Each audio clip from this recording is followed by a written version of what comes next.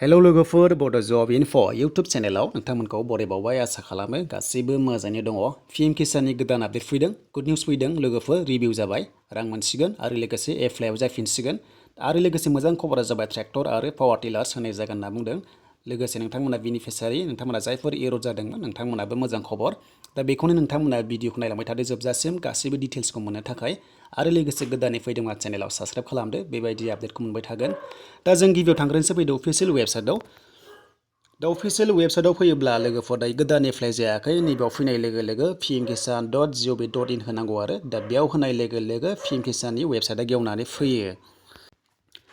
जेब्ला एप्लाइ जागोन बेयावनो एप्लाइ जायो, वेबसाइटआ बेनो pmkisan.gov.in, डिसक्रिपसनाव होगोन लिंकखौ। बिनिफ्राय जोङो गोदान एप्लाइ खालामनोबा नैबे निउ फार्माराव फैनांगौ, नाथाय दायो गोदानै एप्लाइ जायाखै आरो लोगोसे नोंथांमोनाथ' मिथिखागौ दायो कर'ना, बिनि थाखायनो जायाखै।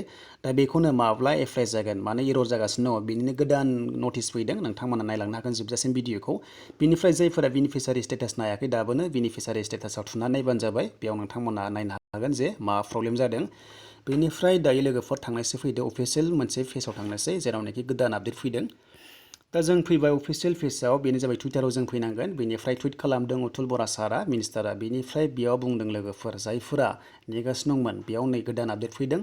दा बेयाव नायदो लोगोफोर, बेयाव लिरदों जे डिसि आरो डिस्ट्रिक्ट एग्रिकालचार अफिसार थायोना आरो लोगोसे सिनियर अफिसार्सफोर थायो, बेखौ सावरायनाय जाबाय जे बिनि स्किम्सनि बागै सावरायनाय जाबाय, रिभिउ खालामबाय, बेखौ थाबैनो इमप्लिमेन्टेसन खालामसिगोन होनना बुंदों। दायो प्रग्रेसआव दङ।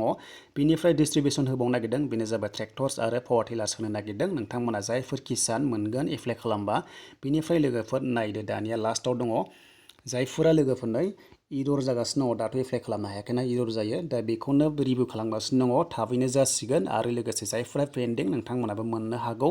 बिनिफ्राय जायफोरा माने बेनिफिसियारि लिस्टआव दङ नाथाय दासिमबो फैसा मोनाखै, नोंथांमोननि थाखाय मोजां खबर, बेनो जाबाय रिभिउ जागासिनो दङ। दा लोगोफोर जेब्ला नैबे रिभिउआ जोबगोन, जेब्ला लोगोसे गोदान अफिसियेल नटिस फैयोब्लानो नोंथांमोना एप्लाइखौ खालामनो हासिगोन आरो जायफोरा पेन्डिं जादों नोंथांमोनाबो डकुमेन्ट्स नोंथांमोना साबमिट खालामफिननो हागोन, अब्ला नोंथांमोना मोननो हागौ। दा बिनि बागै गोदानै जेबो फैफिनबावाखै आरो जेब्ला फैगोन आं नोंथांमोननो भिडिअ खालामगोन। नाथाय लोगोफोर गोदान आपडेटआ जाबाय, बियो रिभिउ जाबाय, बेनो जादों डिस्ट्रिक्ट एग्रिकालचारेल अफिसार्सफोर थायो, बेनिफ्राय डिसिफोरजों सावरायनाय जाबाय जे बेखौ थाबैनो इमप्लिमेन्टेसन खालामसिगोन एबा जागायसिगोन। बेनिफ्राय दायो प्रग्रेसआव दङ स्किम्सआ। दा लोगोसे मोजां खबरा बेनो लोगोफोर, एप्लाइआ जाफिनगोन, नोंथांमोना थाबैनो एप्लाइखौ खालामनो हागोन।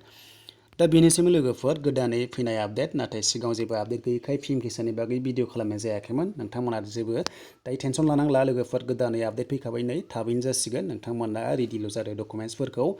दा बेनिसिम लोगोफोर पिएम किसाननि आपडेटआ। दानि लोगोफोर गोदानै फैदोंबा चेनेलाव साबस्क्राइब खालामदो, बेबायदि आपडेटखौ मोनबाय थागोन। अफिसियेल वेबसाइटआव फैनोबा नोंथांमोना होबानो जाबाय pmkisan.gov.in, बेयाव फैनाय लोगो लोगोनो बेनिफिसियारि स्टेटास नायनो हागोन आरो एप्लाइखौबो नोंथांमोना खालामनो हागोन। नाथाय लोगोफोर दायो एप्लाइआ जेनेबा सिएसएआव जादोंब्लाबो नोंथांमोना बुंगासिनो सोरबा जे सिएसएआव एप्लाइ जादों होननानै, जास्ट रेजिस्टारल' जागोन, जास्ट सिएसएआव रेजिस्टार जागोन। नाथाय लोगोफोर दायो डिस्ट्रिक्ट एग्रिकालचार अफिसाव साबमिट खालामनो हाया, मानोना अर्डार गैया। लोगोसे नोंथांमोना रावबो एप्लाइ खालामनो हाथ'नाय नङा। दा जेब्ला अफिसियेल नटिस होगोन एप्लाइ जाबाय होननानै, अब्लासो नोंथांमोना एप्लाइ खालामनो हागोन आरो साबमिटखौ खालामनो हागोन। थ' लोगोफोर बेनोसैमोन भिडिअआ।